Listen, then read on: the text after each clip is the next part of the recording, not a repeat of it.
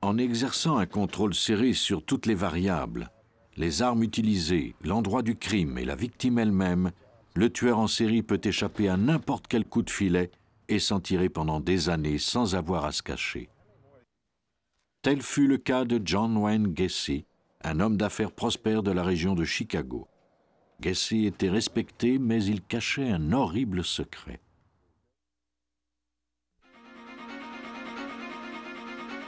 On signale la disparition d'un adolescent. Une enquête policière révèle la mort de dizaines de garçons et de jeunes hommes, tous victimes du même meurtrier. Un photographe s'adonne au viol et à la torture. Il consigne ses crimes sur film et bande audio. 4 personnes sont découvertes assassinées dans une banlieue paisible. Les enquêteurs se demandent quel genre de monstre a pu commettre ces horribles meurtres. Le tueur en série est obsédé par sa compulsion à tuer. Il perfectionne sa technique d'une fois à l'autre. Il est convaincu qu'il ne se fera jamais arrêter. Mais les chasseurs de ces meurtriers les traquent afin de les empêcher de tuer à nouveau.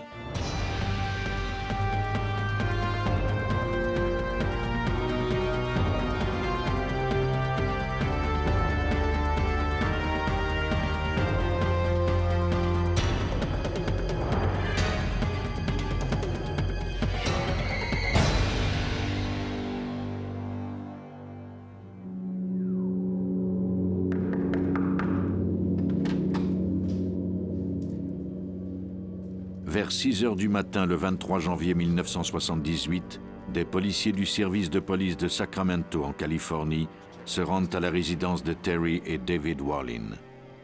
Ce dernier, pris de panique, avait demandé à un voisin de contacter le service de police. Sa femme, Terry Wallin, âgée de 22 ans, avait été brutalement assassinée. Apparemment, il y avait eu une lutte violente entre elle et son assaillant.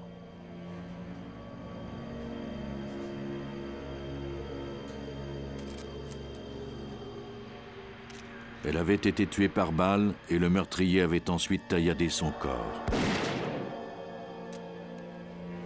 Son torse avait été ouvert dans toute sa longueur avec un couteau. Certains de ses organes internes avaient été enlevés. Les enquêteurs étaient horrifiés par la brutalité du meurtre. Le meurtrier semblait même avoir bu le sang de sa victime.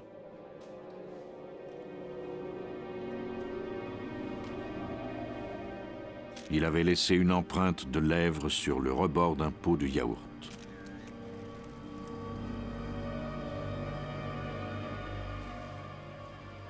La police de Sacramento, dépassée par les événements, fit appel à un spécialiste familier avec les meurtres bizarres.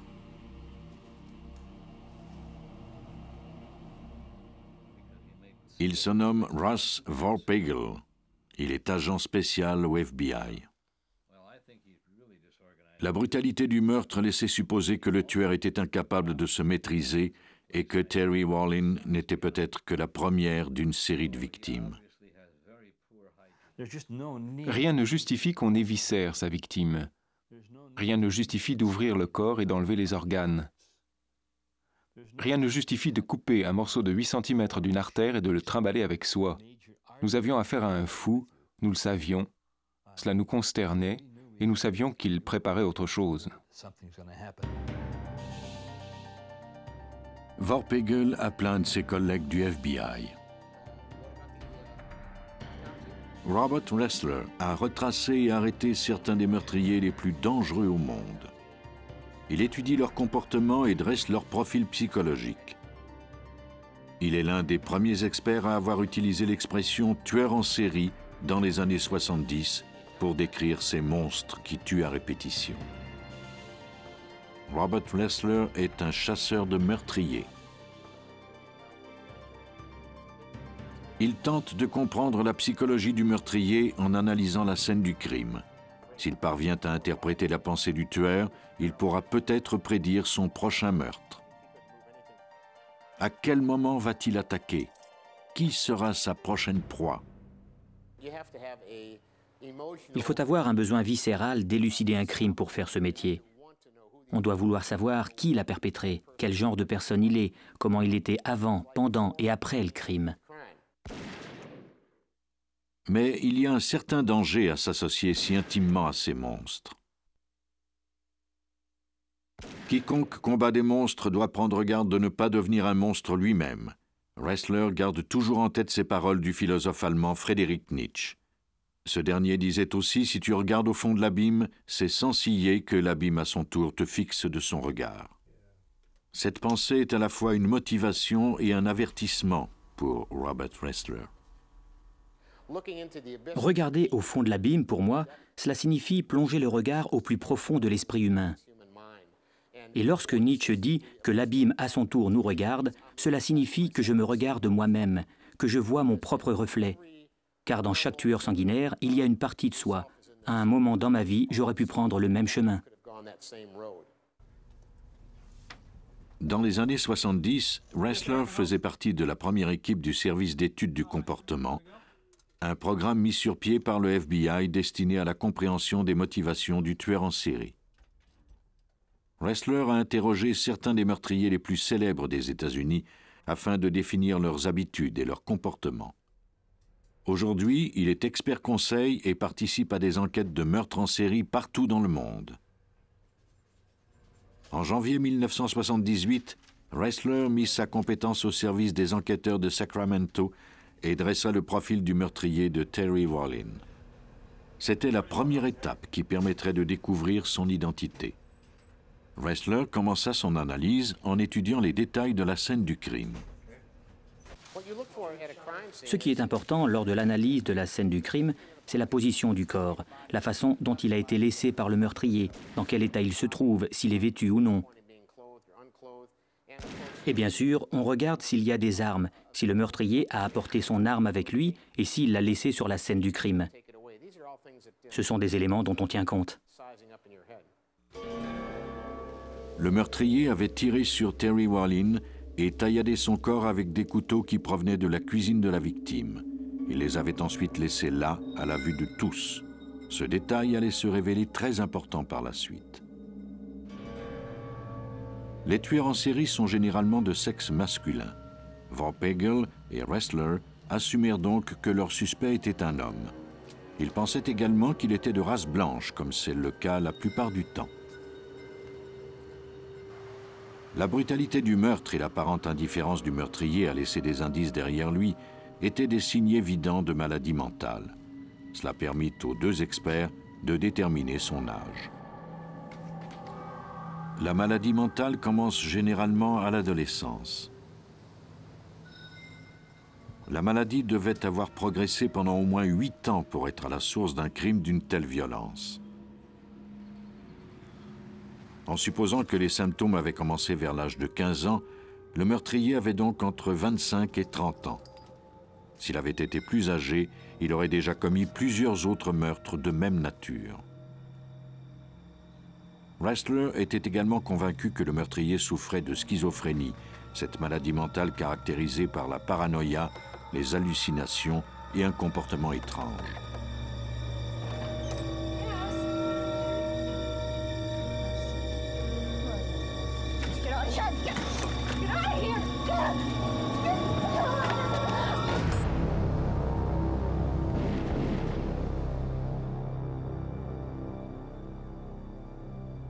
L'atrocité du crime démontrait qu'il était en pleine psychose, c'est-à-dire qu'il avait complètement perdu le contact avec la réalité. Les enquêteurs le surnommèrent le vampire parce qu'il avait bu le sang de sa victime.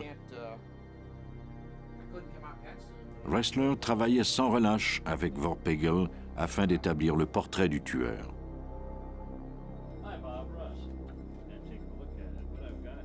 À quoi ressemblait-il? Tous deux étaient convaincus que le meurtrier était maigre. En général, les schizophrènes mâles négligent leur alimentation. Vorpagel croyait également que le meurtrier ne devait pas prêter attention à son apparence. Un homme qui souffre d'une maladie mentale de cette gravité ne fait pas attention à son hygiène. Il ne se coupe pas les cheveux, il porte les mêmes vêtements pendant des semaines et ne se brosse pas les dents. Son apparence est négligée. Compte tenu de son comportement étrange, il vivait sans doute seul.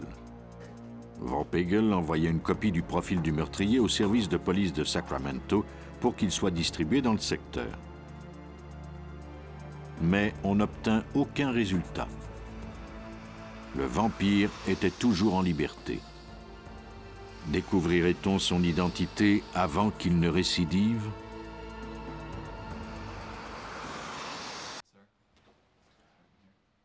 Trois jours après le meurtre sanguinaire de Terry Wallin, le vampire frappa de nouveau à environ 1 kilomètre de la maison de sa première victime. Les agents découvrirent les corps de Daniel Meredith, Evelyn Mirott et de son fils Jason. Le neveu de Evelyn Mirott, âgé de 22 mois, avait également disparu, probablement victime du meurtrier lui aussi. Il était devenu impératif de découvrir l'identité du tueur, car il recommencerait à coup sûr. Les enquêteurs redoublèrent d'efforts. Ils se servirent des nouvelles informations recueillies sur la seconde scène du crime pour raffiner le profil du meurtrier. Le vampire avait de nouveau tiré sur ses victimes. Il s'était également servi de couteaux qui se trouvaient dans la cuisine.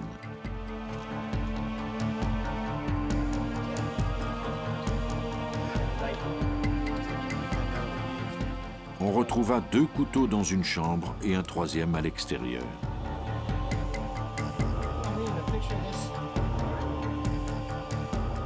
Le vampire ne semblait pas s'être soucié de laisser les armes derrière lui.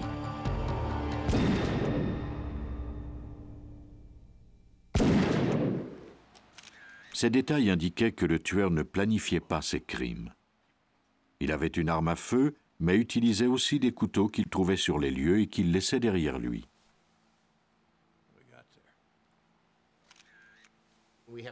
Nous avons ici un couteau qui a été utilisé pour mutiler les corps. Il provenait de la cuisine et a été abandonné sur la scène du crime.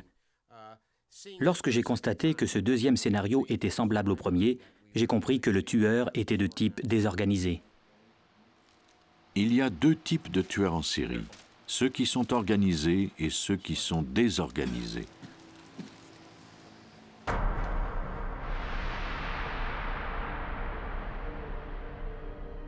Les tueurs en série organisés planifient minutieusement leurs actes. Ils cachent très bien leurs pistes et ne laissent pas ou peu d'indices qui permettraient de les relier à leurs crimes.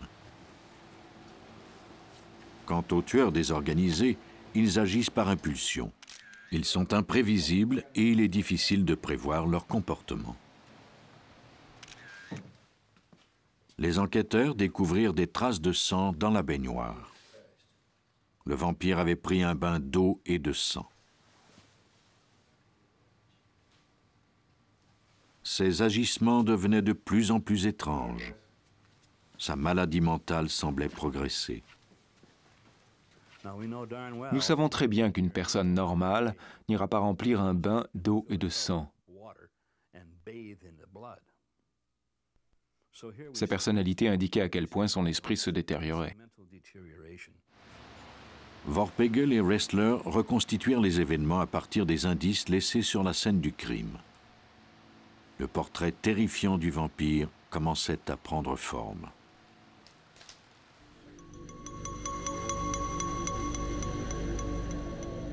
Tout semblait indiquer que l'apparence du vampire continuait de se détériorer.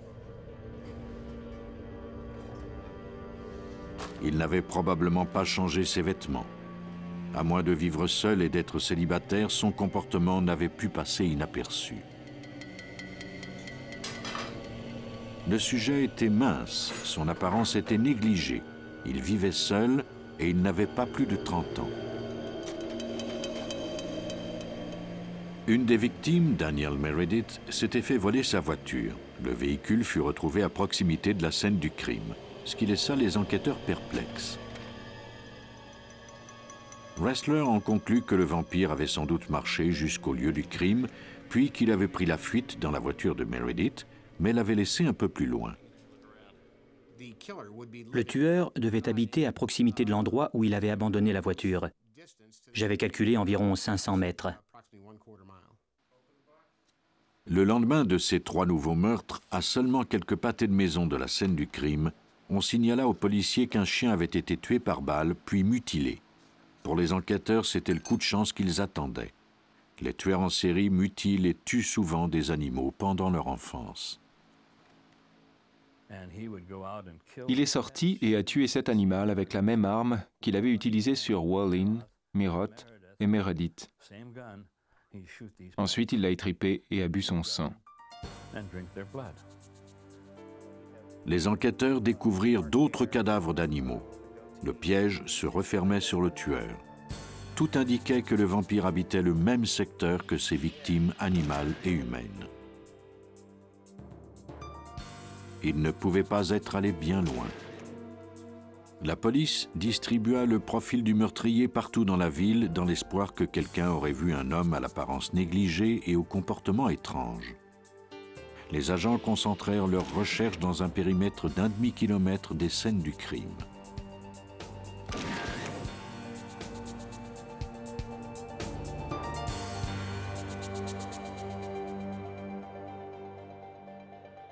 Une jeune femme sortait d'un centre commercial de Sacramento. Un homme à l'allure très étrange s'approcha d'elle.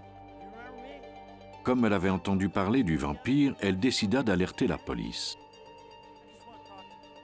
Elle déclara aux agents que l'homme qu'elle était parvenue à semer était un ancien camarade de classe du nom de Richard Trenton Chase. Elle avait été frappée par son aspect répugnant. Son chandail était taché de sang. Ses yeux semblaient perdus au fond des orbites. Une croûte jaune entourait sa bouche.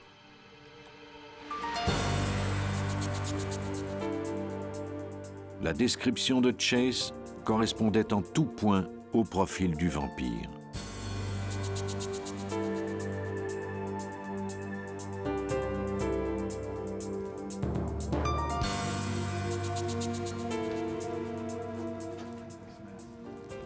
Munis d'un mandat de perquisition, les agents pénétrèrent chez lui.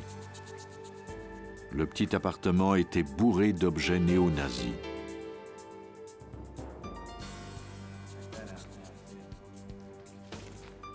Le sol était jonché de brochures qui traitaient de conspirations extraterrestres. Le désordre de la salle de séjour reflétait bien le déséquilibre mental de celui qui vivait ici. Dans la cuisine, les policiers découvrirent des appareils électroménagers recouverts de taches de sang, ainsi que des coupures de journaux à propos du meurtre de Terry Wallin. Des plats du réfrigérateur contenaient des tissus humains. Il y avait des couteaux de la maison de Wallin dans un tiroir de la cuisine. Les enquêteurs découvrirent également un coffre à outils et des bottes tachées de sang.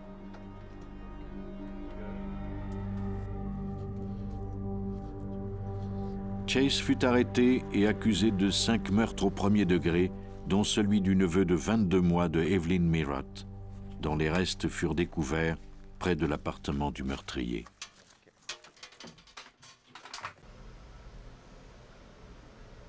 Le jury ne délibéra que quelques heures avant de déclarer Chase coupable de toutes les accusations. Il fut condamné à la chaise électrique. En 1979, Ressler décida d'interroger Chase en prison. La raison pour laquelle je l'ai interrogé, c'était pour valider et mettre à jour le travail que j'avais fait. Je voulais lui parler après avoir travaillé sur cette enquête, après avoir analysé les scènes du crime, après avoir lu les rapports de police et bien sûr les rapports de la Cour. C'est le meilleur moyen de peaufiner sa façon d'établir des profils psychologiques. Chase déclara à Ressler qu'il avait tué pour sauver sa propre vie. Il avait besoin de sang pour éviter ce qu'il appelait l'empoisonnement au savon qui se trouvait sur la vaisselle. Il croyait que le résidu gluant sous son porte-savon prouvait qu'il était mourant. Il disait que son sang s'asséchait et rongeait son corps. Ces meurtres, déclara-t-il, étaient un réflexe d'autodéfense. Quand il a commencé à expliquer ses motivations, Il a dit que le sang dans ses veines se transformait en poudre ou en poussière et qu'il circulait très lentement dans son corps, ce qui le ralentissait et le rendait fatigué et malade. Il croyait que c'était dû au fait qu'il y avait des ovnis ou des extraterrestres et que la seule façon de contrer cette influence était de s'approvisionner en sang humain frais. Qu'est-ce qui avait poussé un homme comme Chase à devenir un meurtrier? Une étude du FBI portant sur 36 tueurs en série a révélé que, bien qu'ils aient tous eu leurs 2 parents au début de leur vie, près de la moitié d'entre eux avaient été abandonnés par leur père à l'âge de 2 ans. 26 des 36 tueurs ont déclaré avoir eu des rapports froids et impersonnels avec leur père et la moitié ont déclaré avoir eu également des rapports froids avec leur mère. Dans près de 70% des familles, il y avait des problèmes d'alcoolisme. Il y avait également des problèmes de drogue pour le tiers d'entre elles. Presque tous avaient été victimes d'abus psychologiques, physiques ou sexuels. Pendant leur enfance, plusieurs de ces tueurs en série avaient torturé des animaux. La majorité d'entre eux n'avaient pas obtenu leur diplôme d'études secondaires. Bien que plusieurs d'entre eux aient été assez intelligents pour occuper des emplois qualifiés, la plupart n'avaient pas obtenu de travail intéressant. Seulement 20%, soit 6 hommes, étaient parvenus à garder un emploi stable. Cependant, les tueurs en série ont souvent l'air normal. Ils ressemblent à un voisin ou un ami. Ces personnes sont comme les gens ordinaires. Souvent, ils sont intelligents, ils sont beaux, ils conversent bien. Souvent, leur quotient intellectuel est normal ou supérieur, et ils sont manipulateurs. Ressler n'approuvait pas la condamnation à mort de Chase. Selon lui, c'était un malade mental et il aurait dû être interné à vie dans un hôpital psychiatrique. Les psychiatres de la prison finirent par se ranger de son côté et la sentence de Chase fut modifiée en peine d'emprisonnement à perpétuité. Mais ce dernier se suicida dans sa cellule, peu après Noël 1980. Il s'était fait des réserves d'antidépresseurs qu'il avala d'un seul coup. Le court règne de terreur de Richard Trenton Chase était terminé. Par contraste, l'un des tueurs en série américains les plus rusés était également l'un des plus méthodiques. D'une intelligence supérieure à la moyenne et photographe de talent, ce meurtrier était spécialisé dans le rapt, le viol et la torture. Les policiers l'avaient surnommé le sujet non identifié. Il était passé maître dans l'art de la planification. Il se servait de films et de bandes audio pour enregistrer ses crimes. Il avait loué un espace dans un entrepôt où il conservait les photos de ses victimes et les enregistrements de leurs cris désespérés. Il était si méticuleux qu'il ne laissait pratiquement aucun indice de ses atrocités, sauf les photos qu'il prenait.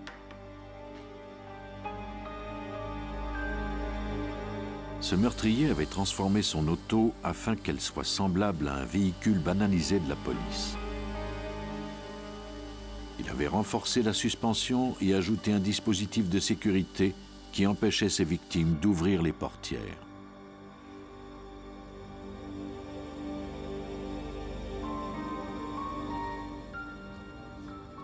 Pendant 5 ans, il voyagea partout aux États-Unis, d'un État à l'autre. Il ne restait jamais à la même place très longtemps. Il était autonome et finançait ses crimes grâce à un autre talent, celui de faussaire. Il était convaincu qu'il ne serait jamais arrêté. À Manassas, en Virginie, d'anciens agents du FBI enquêtent sur des cas de meurtre en série. Ils font partie du Academy Group. Ils comptent plusieurs années d'expérience.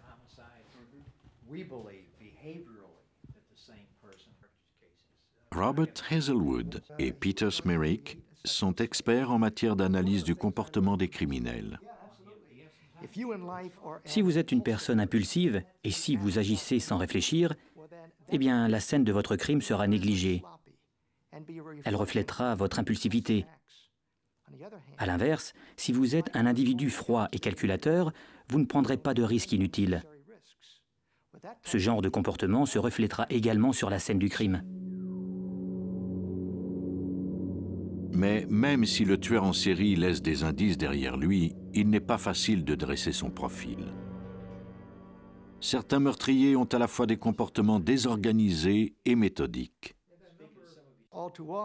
Trop souvent, un enquêteur commence son analyse de la scène et tente de faire entrer le criminel dans une catégorie établie. Il est souvent déçu lors de l'arrestation quand la personne ne correspond pas du tout à cette classification.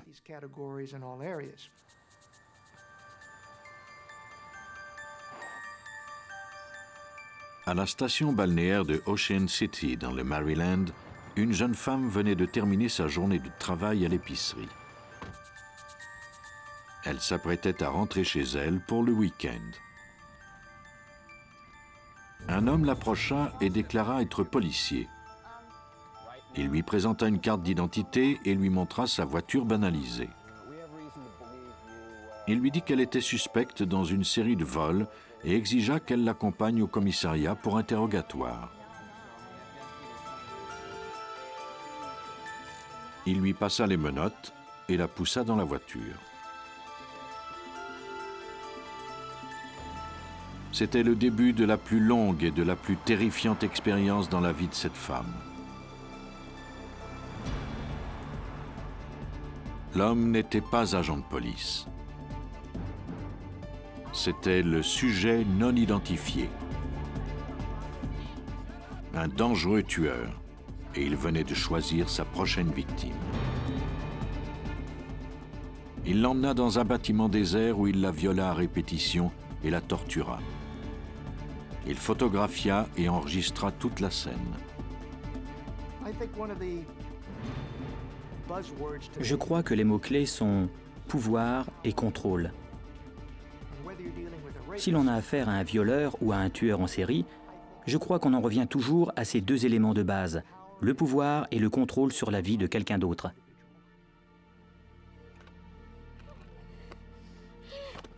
L'homme traîna finalement la femme jusqu'à sa voiture et l'emmena faire une dernière randonnée.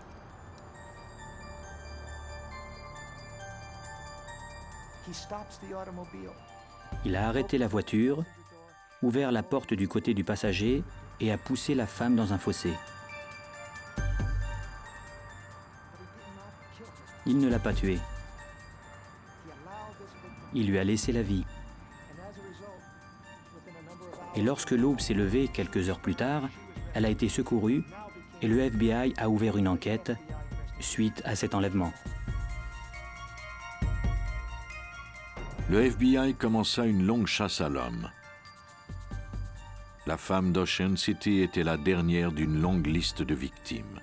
Ces femmes avaient toutes été torturées et certaines d'entre elles avaient été assassinées. Mais il faudrait plusieurs années avant que l'enquête ne débloque.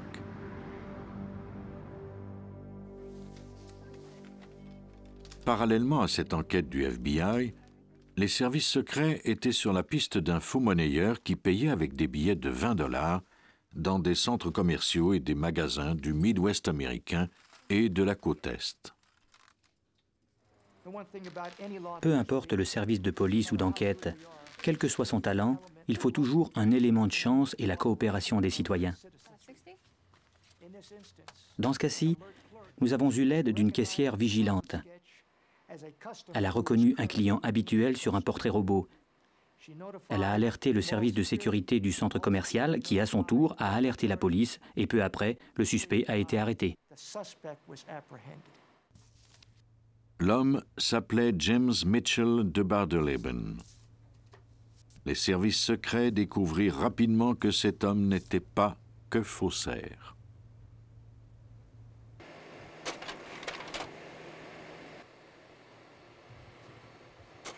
Ils fouillèrent l'espace d'entreposage qu'il avait loué.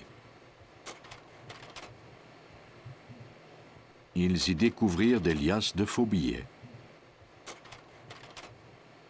Mais, à leur grande surprise, ils découvrirent également toute une collection de photos et de cassettes audio. Cette découverte de 1983 allait enfin permettre au FBI de poursuivre son enquête.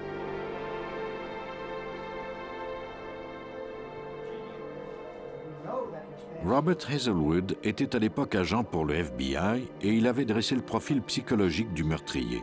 Il examina les articles découverts dans l'espace d'entreposage de Döbardleben. Les agents y avaient trouvé des milliers de photos de ses victimes. Parmi elles se trouvaient des photos et cassettes audio de la femme enlevée à Ocean City en 1979.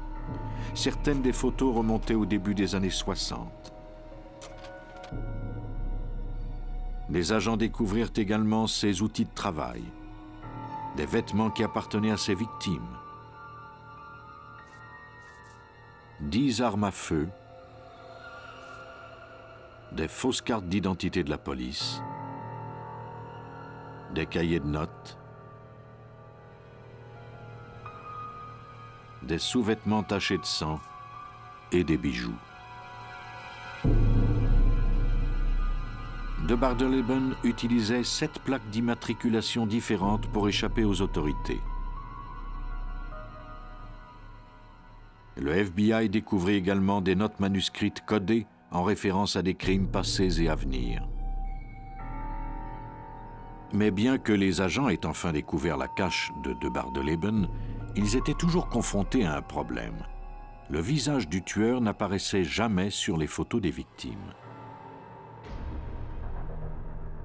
Afin de faire comparaître Döbardleben pour ses nombreux viols et meurtres, les enquêteurs devaient prouver qu'il était bien l'homme des photos. Lorsque Peter Smerick travaillait pour le compte du FBI, sa spécialité était la photographie judiciaire. Les services secrets lui envoyèrent une série de photos prises par Döbardleben pour qu'il les analyse. Sur plusieurs de ces photos, on pouvait voir un torse et des bras nus. Smerick concentra son attention sur les bras. Le meurtrier avait une série particulière de grains de beauté et de taches de rousseur. Smerick demanda au service secret de faire photographier Döbardleben dans la même position que celle de l'homme qui apparaissait sur les photos. Son initiative fut couronnée de succès. Lorsque Smerick compara les photos prises par les services secrets à celles découvertes dans l'espace d'entreposage, il constata que la disposition des taches de rousseur était la même. C'était enfin la preuve que les enquêteurs attendaient. Pendant toutes ces années où j'ai travaillé comme analyste du comportement des criminels, je n'ai jamais vu un aussi bon photographe prendre des photos de ses propres crimes et finir par être emprisonné à cause d'elles. En 1984, Döbardleben comparut devant les tribunaux et fut jugé coupable. Il purge une peine de prison à perpétuité dans un pénitencier du Texas. À mon avis, Döbardleben est l'un des plus dangereux criminels de la planète. Il a commis quantité de crimes pendant plusieurs années et dans plusieurs États américains sans jamais être arrêté. Cela le rendait très dangereux. Je crois d'ailleurs qu'il a commis beaucoup plus de crimes que nous le savons.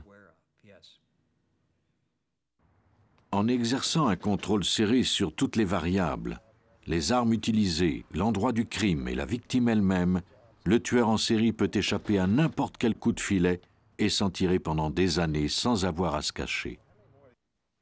Tel fut le cas de John Wayne Gacy, un homme d'affaires prospère de la région de Chicago. Gacy était respecté, mais il cachait un horrible secret. En 1978, à Des Plaines, dans l'Illinois, on signala la disparition de Robert Peast, un adolescent de 15 ans. Un homme du nom de Gacy préparait une soumission pour la rénovation de la pharmacie où Peast travaillait. Le détective en chef Joseph Kozenzak, du service de police de Des Plaines, se rendit à sa résidence pour l'interroger. Gacy déclara ne pas connaître Peast.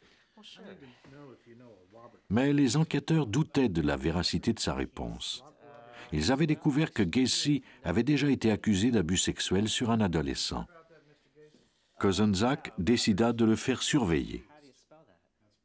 Au début, Gacy était coopératif, mais à mesure que Kozenzak poursuivait son enquête, il devint de plus en plus revêche.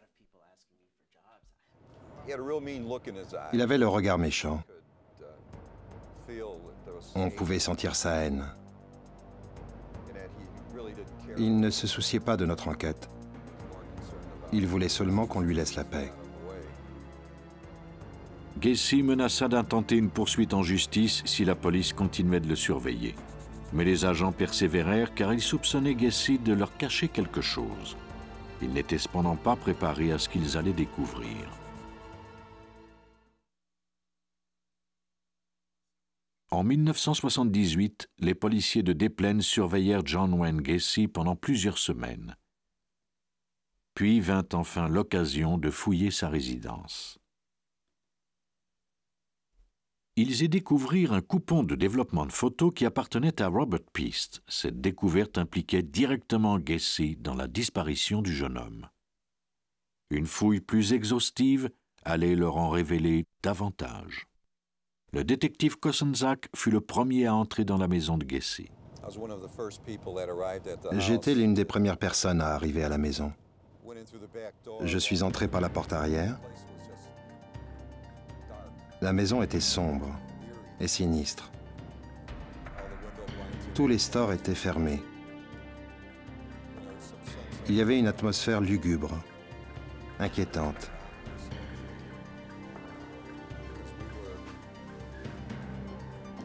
Nous avions reçu certaines informations qui nous poussaient à croire que Gacy avait peut-être enterré des victimes sous sa maison.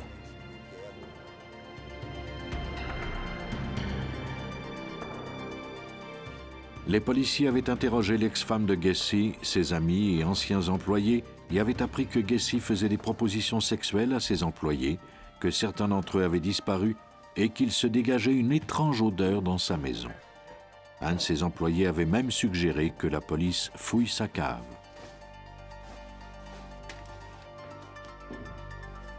Après un interrogatoire très serré, Gacy reconnut avoir tué un de ses partenaires sexuels 4 ans plus tôt, soit en 1974. Il déclara qu'il était en situation de légitime défense. Il avait caché l'homme sous sa résidence.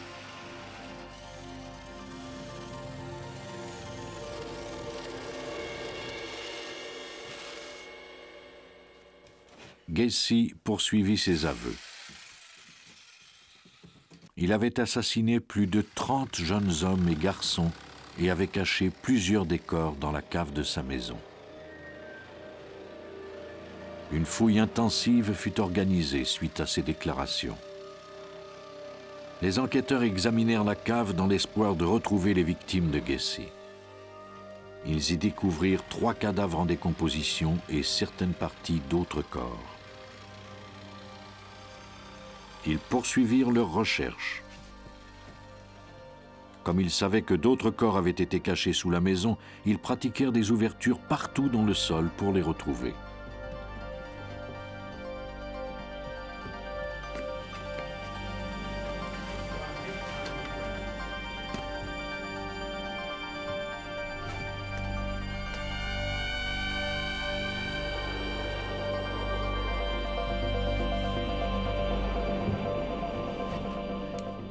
Ils découvrirent d'autres corps sous la salle à manger et le garage. Le sol sous la maison ressemblait à un champ de bataille jonché de squelettes. Suite à cette découverte, la police procéda à l'arrestation de Gacy pour meurtre. Gacy croyait que la meilleure façon de ne pas se faire arrêter était de garder le contrôle sur ses victimes après leur mort. Il était un psychopathe sexuel. Il était convaincu que personne ne retrouverait jamais ses corps parce qu'il était plus intelligent que la police et plus intelligent que tout le monde. En cachant ses victimes dans sa maison, Gacy gardait un contrôle complet sur elles, même mortes, et il savait que personne ne les trouverait à son insu. Une telle minutie dans sa façon de faire était le signe distinctif d'un meurtrier très méthodique. Lorsque nous avons fouillé la maison de Gacy, tout dans cette affaire, tout indiquait qu'il était très méthodique, qu'il pensait et planifiait ses crimes dans les moindres détails avant de les mettre à exécution. Gacy jetait aussi parfois ses victimes dans la rivière des Plaines. La police y découvrit 6 autres corps. L'un d'eux était Robert Piest. À la fin de l'enquête, les policiers avaient identifié les ossements de 33 victimes. Robert Ressler était très intéressé par toute cette affaire, parce que le service d'études du comportement au FBI faisait une analyse approfondie des individus qui commettent des meurtres en série.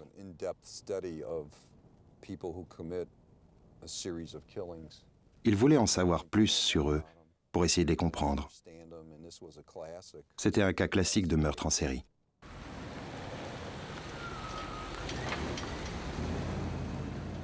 Le but du service d'études du comportement au FBI est de dresser le portrait type du tueur en série. Il y a beaucoup de gens qui croient que c'est la relation sexuelle que le meurtrier a avec la victime qui est importante pour lui. Mais en réalité, c'est tout son projet qui est important. Le processus de sélection, la surveillance, être seul à savoir. Je t'ai choisi comme prochaine victime et tu ne le sais pas. Et puis, il y a toute la planification jusqu'à l'enlèvement en tant que tel. Le tueur répète tout ça pendant des semaines, voire des mois avant de passer à l'action. Jusqu'à un certain point, l'activité sexuelle qui suit n'est qu'une conséquence de tout ce qui précède. Chaque fois qu'il tuait, Gacy perfectionnait sa méthode, tirait la leçon de ses erreurs et améliorait ce qui avait fonctionné. Il attirait ses victimes dans un piège bien conçu en les distrayant avec des jeux, en les enivrant et en leur montrant des films pornographiques.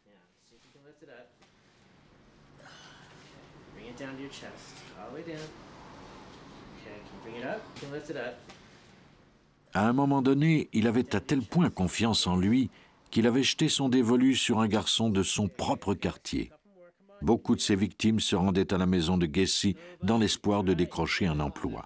Il les rencontrait dans son garage. La pièce était insonorisée. Elle avait été conçue par Gacy et construite par sa société. La seule issue était une porte électrique. Si la victime ne s'y objectait pas, il lui montrait un tour de magie avec une paire de menottes truquées.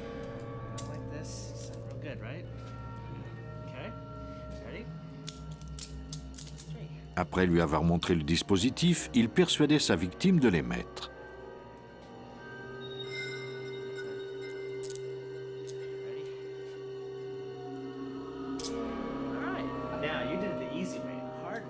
Ensuite, il la défiait d'essayer le truc les mains derrière le dos. Si la victime acceptait, le piège se refermait sur elle. Gacy échangeait la paire de menottes truquées contre une vraie.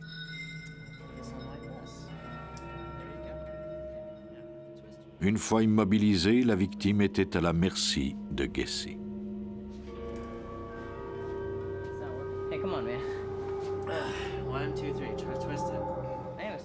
Lui seul sait vraiment ce qui arrivait par la suite.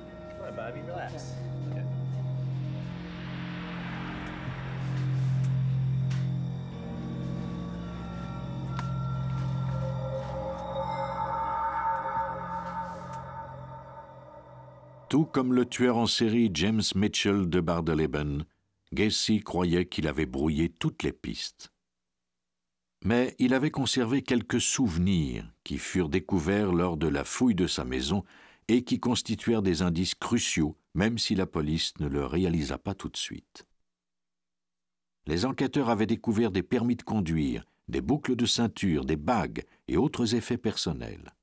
Ressler avisa les enquêteurs de l'importance de ces objets. Nous avions découvert ces objets sans vraiment nous rendre compte de quoi il s'agissait. Robert est arrivé et nous a expliqué qu'une boucle de ceinture pouvait ne pas revêtir d'importance à nos yeux, mais que pour la personne qui avait commis le crime, elle était très importante. Elle permettait au tueur de revivre son crime au moment où il le voulait. Les souvenirs étaient un rappel de ses crimes passés et alimentaient son désir d'en commettre de nouveaux. Pour Gacy, C'était un symbole de ses réussites. C'était un rappel. Cela agrémentait ses fantasmes jusqu'à sa prochaine victime. Ce sont des trophées pour le tueur en série. Ils nourrissent ses fantasmes. L'objet le plus intrigant découvert chez Gacy était une carte des États-Unis où il avait indiqué ses contrats de rénovation. Ressler est convaincu que Gacy n'a pas limité ses meurtres à la seule région de Chicago. Il est logique de présumer que si Gacy le faisait à Chicago, il le faisait ailleurs aussi. C'est pourquoi je suis sûr que Gacy a tué plus que les 33 victimes que nous avons découvertes. Il en a tué probablement le double. Les équipes d'experts légistes démantelèrent complètement la maison de Gacy et y recueillirent 27 cadavres. La police ne pourra jamais découvrir s'il avait tué d'autres victimes. Ressler interrogea Gacy de 1979 à 1989, alors que ce dernier était en prison. Il apprit d'ailleurs que le meurtrier avait grandi à seulement 4 pâtés de maison de chez lui, en banlieue de Chicago. Gacy se rappelait même avoir fait des livraisons de provisions chez la famille Ressler. Il lui décrivit en détail les pots de fleurs de sa mère. Mais Gacy avait aussi des souvenirs plus sombres. Il raconta la relation dysfonctionnelle qu'il avait eue avec son père. Ressler n'était pas étonné. Presque tous les tueurs en série qu'il a interrogés ont un passé semblable. Je me suis enfui de la maison quand j'avais 19 ans, parce que je ne m'entendais pas avec mon père. Il était trop dominateur. J'étais bête et stupide, je ne faisais rien de bien. Alors j'ai décidé de partir. Je suis parti pendant 3 mois. Pendant qu'il était en prison, Gacy peignit une toile qu'il envoya à Ressler. Elle le représentait déguisé en clown. Lorsque j'étais déguisé en clown, c'est comme si je redevenais un enfant. C'était amusant d'être un clown parce que je pouvais être moi-même, me laisser aller et faire des folies. Quand on est un homme d'affaires, on doit garder un certain standing parce que les gens s'attendent à une image. Mais quand on est déguisé en clown, on peut faire le bouffon et s'amuser. C'est pour ça que j'aimais faire le clown. La toile représente Gacy devant un bosquet de conifères. Il est entouré de ballons. Il y a une inscription derrière la toile qui dit qu'on récolte ce que l'on sème. Gacy a toujours refusé d'expliquer la signification de cette toile à quiconque. Ressler, quant à lui, croit que le tableau fait allusion aux autres meurtres qu'il aurait commis. Il a dit qu'on peut faire bien des choses lorsqu'on est un clown parce que les gens nous voient comme un comique. Ils ignorent ce qu'il y a sous la couche de maquillage, ce qu'il y a sous le costume. Il m'a dit que les clowns peuvent tuer sans que personne ne s'en doute. John Wayne Gacy mourut par injection le 10 mai 1994. La spécialité qui consiste à identifier les meurtriers grâce à leur comportement a vu le jour dans les années 70 et a permis d'identifier et d'arrêter bien des tueurs en série, notamment le fils de Sam, Ted Bundy, et Jeffrey Dahmer. Les crimes de ces monstres ont inspiré au public un mélange de fascination et de dégoût. Les tueurs en série sont mus par leur besoin de contrôle, de domination, de discipline et d'autorité. Ils ont une vision très déformée de leur relation avec les autres. Ils ne perçoivent pas les autres humains comme des personnes, mais bien comme des objets. Robert Ressler croit que bien que les meurtres en série ne soient pas limités aux États-Unis, c'est le pays où ils ont connu la plus grande croissance depuis la fin de la Deuxième Guerre mondiale. La raison principale en serait que la culture américaine glorifie et encourage la violence. Notre culture produit des crimes violents. Je dirais que 75% des tueurs en série sont américains.